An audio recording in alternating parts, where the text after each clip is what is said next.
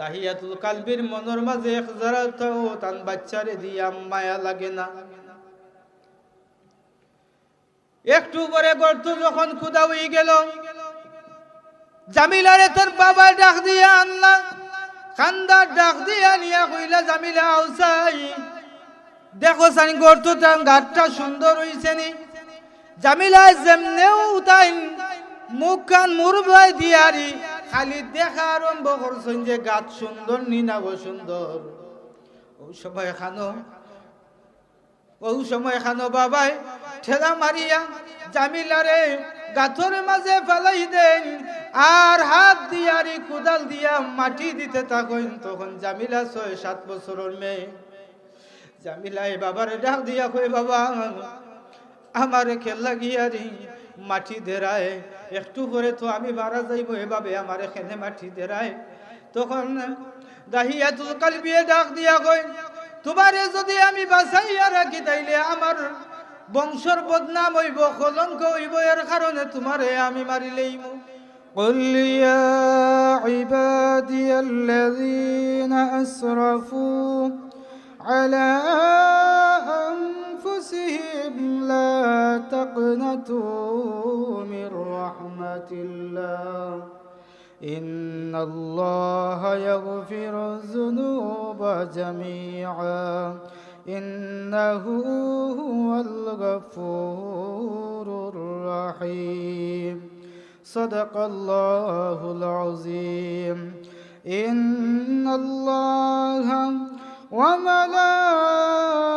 وملائكته يصلون على النبي يا أيها الذين آمنوا صلوا عليه وسلموا تسليما اللهم صل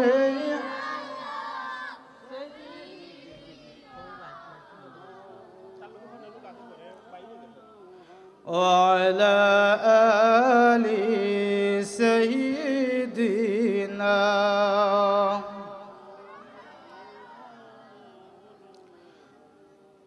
اے محمد حشر میں ساتھی بنا لینا مجھے سینوں پہ دست کرم رکھے نبھا لینا مجھے اللہم صلی علی سیدنا وعلى آل سيدنا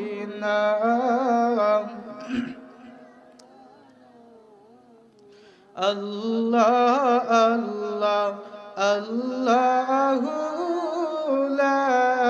إله الله الله لا إله গুনাহগারের গুনাহ জরে নবী দুরুদে আপনার গুনাহগারের গুনাহ জরে নবী দুরুদে আপনার দয়া করে তোরা ইবেন উম্মত গুনাহগার নবীজি আল্লাহ আল্লাহ লা ইলাহা ও আল্লাহ আল্লাহ লা ইলাহা আপনাকে দেখলে নবী গো দুজক হয় হারাম মরণ কালে দিবেন দেখা উম্মত গুনাহগার নবী নবীজি আল্লাহ আল্লাহ লা ইলাহা মৌতের তুফান আসবে যখন নবী গো আমরা মৌতের তুফান আসবে যখন নবী গো আমরা দেখা দিয়া বাসাইও ঈমান আমরার নবীজি আল্লাহ আল্লাহ লা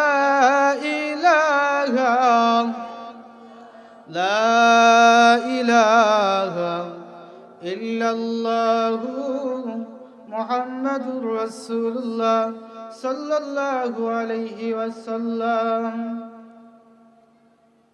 আমার আল্লাহ পাক রব্বুল আলামিন কুরআন শরীফের মাঝে ফরমায়েন قل يا عبادي الذين أسرفوا على أنفسهم لا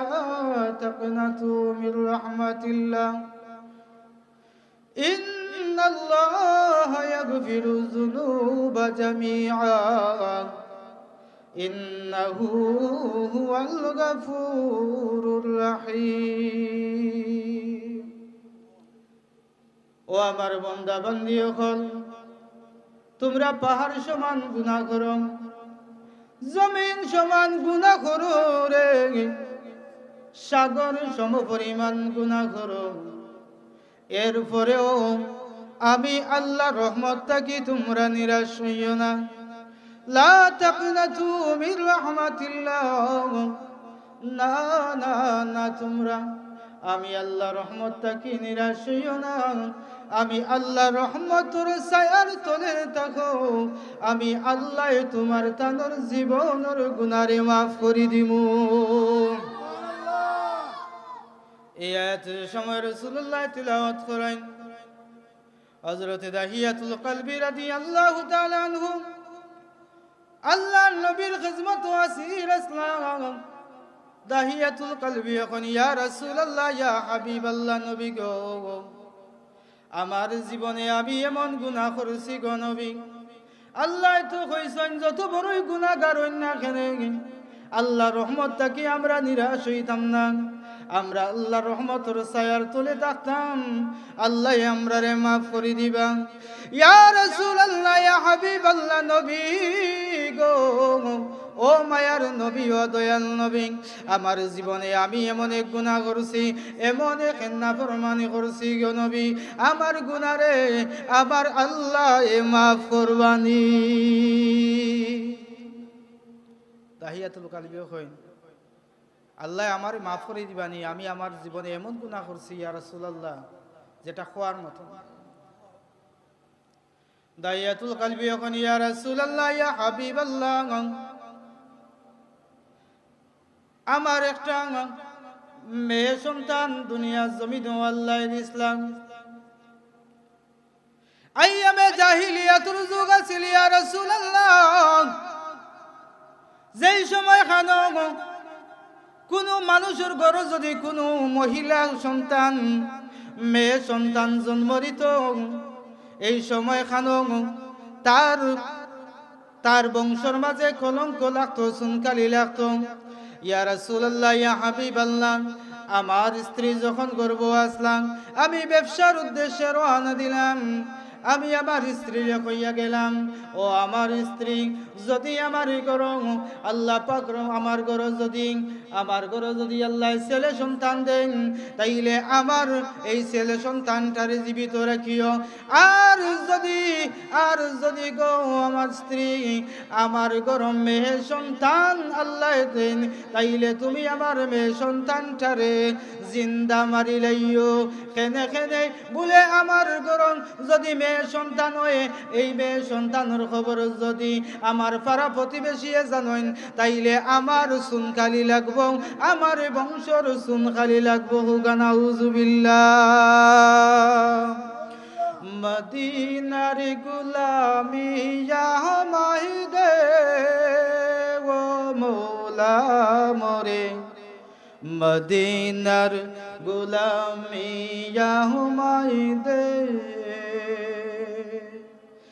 দন চাই না দৌলত চাই না চরণ ধুলি এই কামনা দন চাই না দৌলত চাই না চরণ ধুলি এই কামনা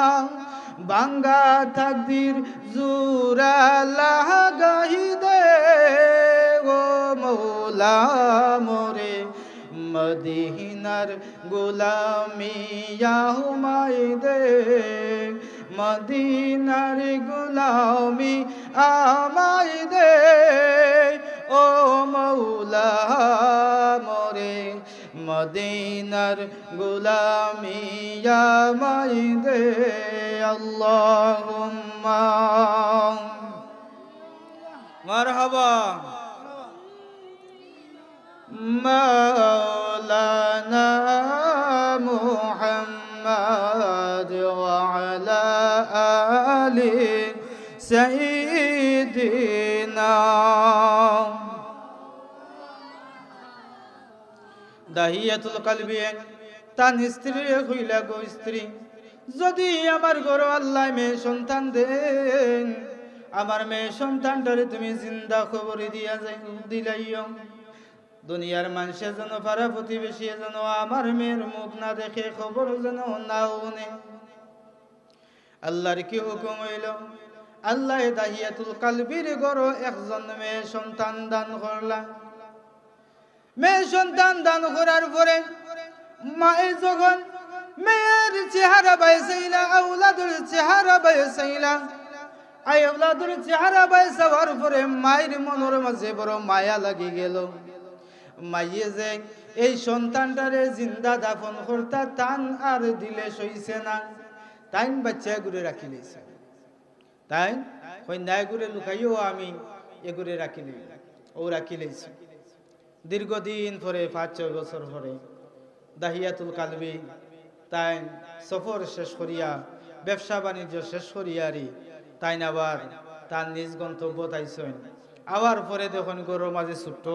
এক মেয়ে সন্তান খুব সুন্দর এক মেয়ে সন্তান স্ত্রী জিকাইলা গো স্ত্রী এই মেয়ে সন্তান খার স্ত্রী উঠিয়া কইন ও আমার প্রাণ স্বামী এই সন্তান হইল কি আপনার দাহিয়াতুল কলবি কইন আমি তোমারে কইয়া গেলাম আমার গরু যদি আল্লাহ ছেলে আওলাদ দেন তাইলে বাঁচাইয়া রাখতাই আর যদি মেয়ে আওলাদ দেন তাইলে এই ঘুরে জিন্দা রাখতাই না স্ত্রী রাধিয়া কইন আমার প্রাণ স্বামী আমি যখন মেয়েটা যখন দুনিয়া জমিন আইল ভূমিষ্ঠ হওয়ার পরে আমি মেয়ের চেহারা বাইসাইলাম ও আমার প্রাণ স্বামী মেয়ের চেহারা বাইসাওয়ার পরে যখন আমি চেহারা বাইসাইয়া দেখি হুবহু একেবারে আপনার গঠন আপনার চেহারা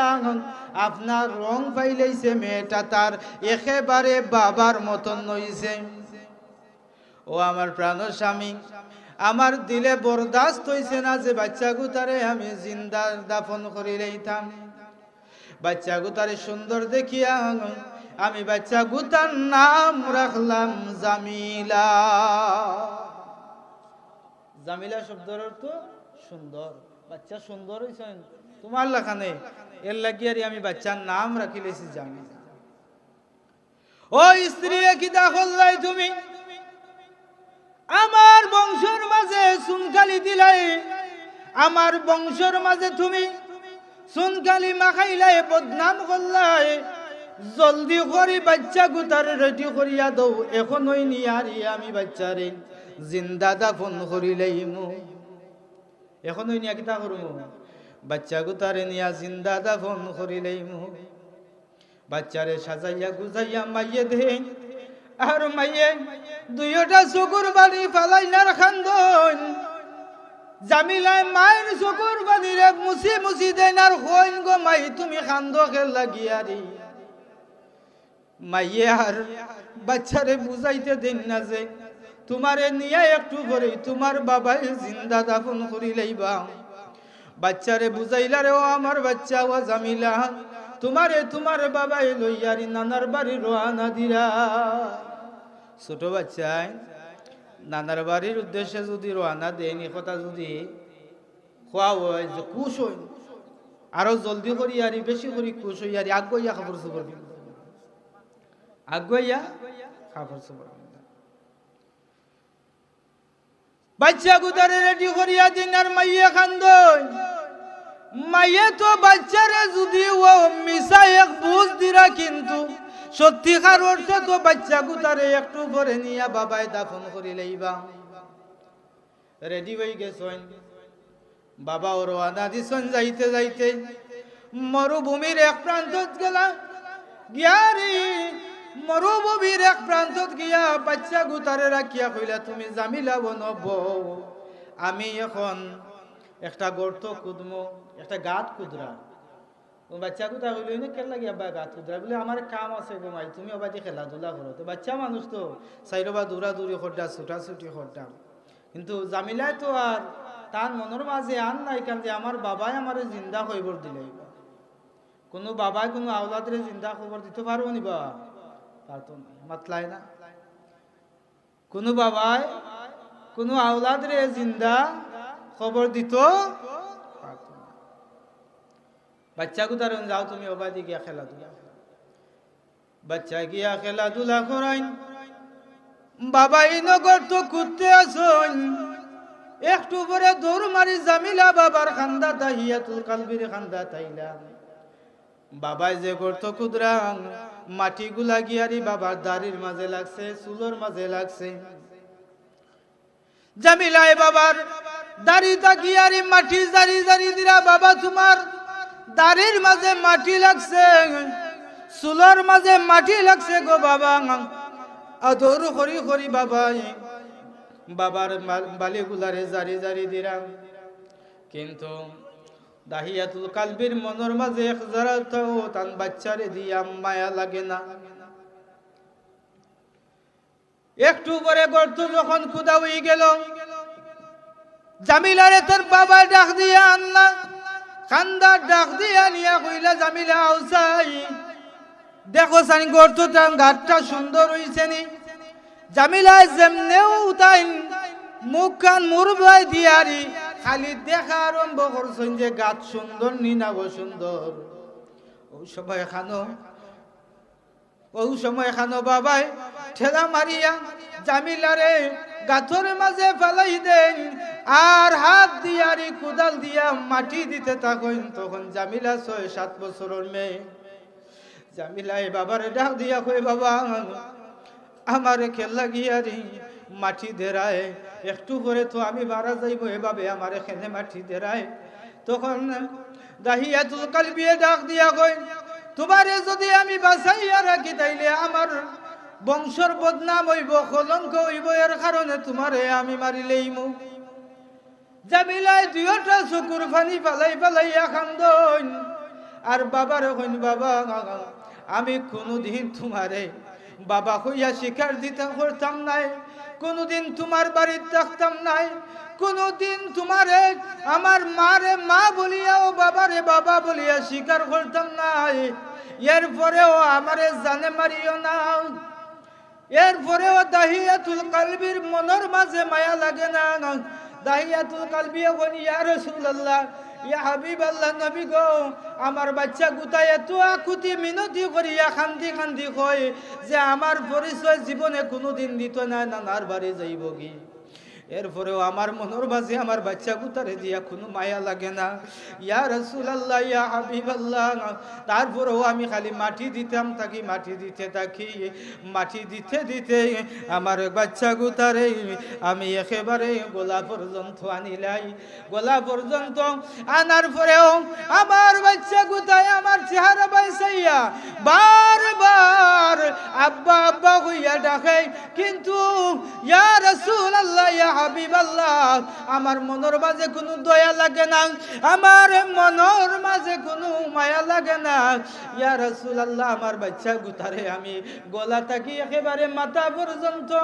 আমি বালু দিয়া ঘুরি লইলাম, জিন্দা অবস্থায় আমার বাচ্চা গুতারে আমি দাফন করিয়া আইলাম। ইয়া রাসূলুল্লাহ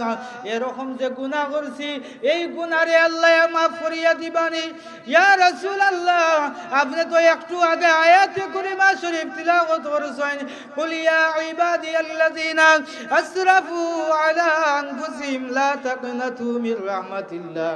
যত বড় গুনাহগার হই না কেনে, যত বড় নাফরমান হই না কেনে, আল্লাহ আমরারে মাফ করিয়া দিবা। ইয়া রাসূলুল্লাহ আমার লাখানে গুনাহগার দে আল্লাহ মাফ করবানি। আল্লাহ রাসূল কইন দাইয়াতুল কলবি,